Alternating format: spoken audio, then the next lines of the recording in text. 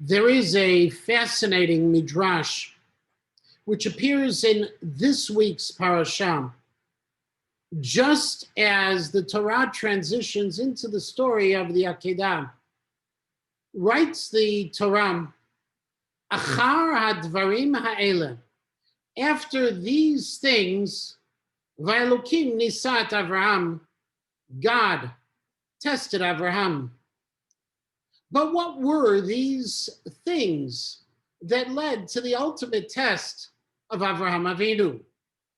The Mefarshim offer a wide range of possibilities, from Avraham's new stature in the eyes of the surrounding nations to his new stature before God. But the Midrash, it takes a very different approach, translating Achar hadvarim ha'ele not as after these things, but rather after these words, after an argument which took place between Yishmael and Yitzchak, a debate which went as follows. Said Yishmael, I am more beloved to God than you, because I was circumcised at 13 years old. Shaya sipek biadi limachot, when I was old enough to have refused velo machiti, but I didn't. Responded Yitzchak, I am more beloved to God because I was circumcised at 8 days old. Not only that, but if today God would ask me to cut off one of my limbs, velo eakev, I would not refuse. Miyad, it was achar hadvarim ha'ele, after this exchange, that God commanded Avraham to take Yitzchak to the Akedah, which is a fascinating alternative to what the Mefarshim suggest. And yet, this midrash is very hard to understand. After all, why didn't Yitzchak respond directly to Yishmael, refute his claims, remind him of his sins, and then say that therefore I, Yitzchak, am more beloved to God? And secondly, if Yitzchak didn't do that, if he chose to leave it alone, weren't Yishmael's arguments of his willingness to enter into the Brit at the age of 13 a more remarkable act of faith than Yitzchak's Brit at 8 days old? Said Rabbi Yisrael Salanter that in truth, Yishmael's decision to move forward with a Brit Milah was a noble choice, but his life wasn't. And therefore, he wasn't more beloved to God than Yitzchak. But the reason Yitzchak didn't offer a better counter argument that his Brit was 8 days old, was when he was 8 days old, was because Yitzchak was such a great person. And it is the nature of true greatness to avoid harsh responses, even to a person who challenges you, even to one who claims things that are not true and tries to put you down. It takes greatness to just grin and bear it, to choose, as a politician said not long ago, when they go low, we go high.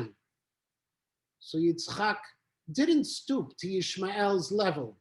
He just told the truth that he had his Brit at 8 days old, and he left it up to God and to us to know who was better. And yet, what was so special about Yitzchak's Brit at 8 days old that we could even consider it great merit? Why did Yitzchak choose something else to brag about, to bring as his proof of his relationship with God? Because a Brit at 8 days old is the best argument. As the late Lubavitcher Rebbe Zatzal taught, that it is when it comes to the covenant between God and the Jewish people, the oat brit, 8 days, and without choice, is greater than 13 years with choice. Because God's relationship with us is not something that we control. Instead, this brit is entirely from above, a gift that from the time of Avraham Avinu has been bestowed onto our people, in the words of the Rabbi, not by the virtue of the input of the created beings, but is forged entirely by God. Or to put it in other words, when an 8-day-old infant receives a Brit Milah, it reminds us that our covenant from God is a gift, not a reward, but a perfect gift.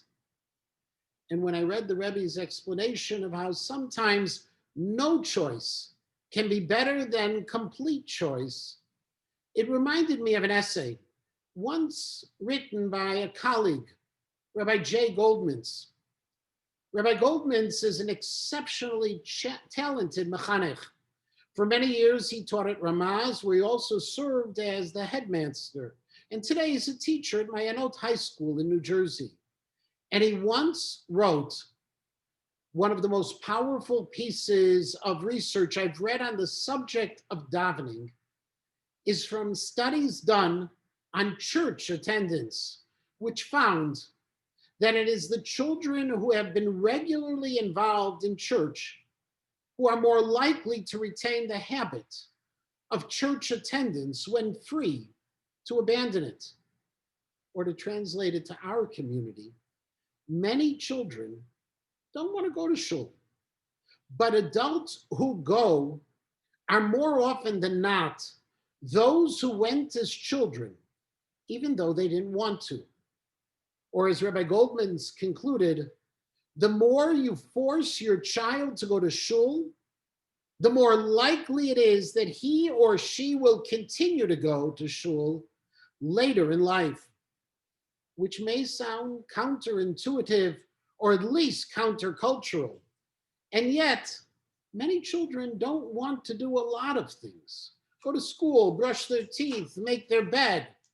But we don't give them a choice about that because it's essential. And they need to get in the habit of it. It needs to be a ritual. So why should davening be any less of a ritual?